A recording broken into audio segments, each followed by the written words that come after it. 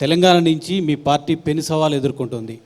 BJP మళ్ళీ అధికారంలోకి వస్తే రిజర్వేషన్లు రద్దు అవుతాయి, రాజ్యాంగాన్ని మారుస్తారు అంటూ రేవంత్ రెడ్డి చేసిన కమెంట్ ఇప్పుడు దేశవ్యాప్తంగా మీ బీజేపీ నేతలు వివరణ ఇచ్చుకోవాల్సి వచ్చింది.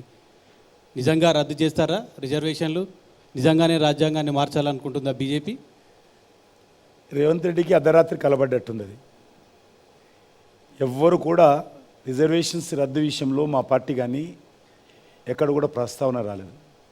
మేము మొదటి నుంచి కూడా చెప్తా ఉన్నాం, ఏదైతే చేస్తామో అది చెప్తాము, ఏదైతే చెప్తామో అది చేస్తాము. మేమేమి కూడా దాచుకోవాల్సిన అవసరం లేదు. మేమేం కొత్తగా అధికారంలో రాలేదు. వాజ్పేయి హయాంలో మేము 6 సంవత్సరాలు పరిపాలన చేసాం. ఇప్పుడు 9.5 years పనిచేస్తున్నాం. అద్భుతంగా రిజర్వేషన్స్ అమలు చేయడం కోసం కృషి చేస్తూ ఉన్నాం. కాబట్టి ఏదో తెలంగాణలో గత శాసనసభ ఎన్నికల్లో కాంగ్రెస్ పార్టీ అనేక రకాల హామీలు ఇచ్చింది.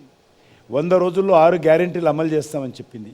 అవి చేయలేదు. కాబట్టి దాని నుంచి ప్రజల దృష్టి మళ్లించడం కోసం ముఖ్యమంత్రి ఈ రకంగా పచ్చి అబద్ధాలు, పచ్చి వాస్తవ విరుద్ధమైనటువంటి మాటలు మాట్లాడుతూ ప్రజల దృష్టిని మరల్చేటువంటి ప్రయత్నం, భారతీయ జనతా పార్టీ పైన బురద జల్లేటువంటి ప్రయత్నం ఒక ముఖ్యమంత్రి స్థాయిలోని వ్యక్తి.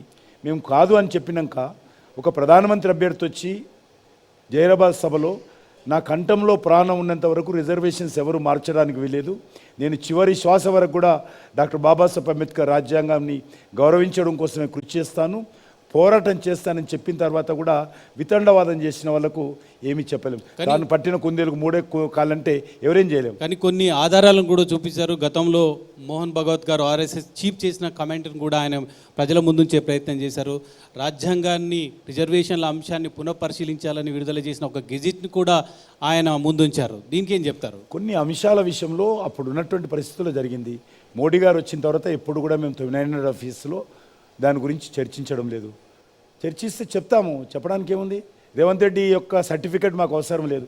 మేము రాజ్యాంగం మారుస్తామా మార్చమా, రేవంత్ రెడ్డి యొక్క సర్టిఫికేట్ మాకు అవసరం లేదు. మాకు ప్రజల యొక్క ఆమోదం ఉంది.